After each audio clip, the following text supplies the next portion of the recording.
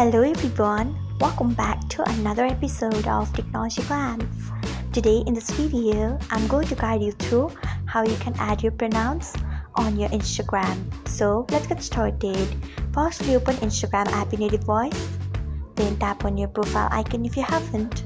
Next, tap on edit profile. Then you can see the option of pronouns. Tap on it. Then add your pronouns.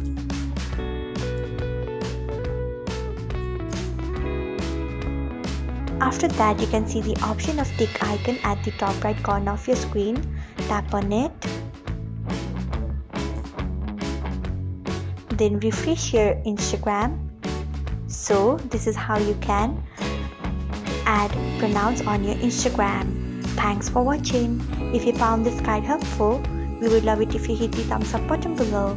We upload great new tech tutorials like this one every day, so do not forget to subscribe to our channel and hit the bell icon so that you'll never miss another update.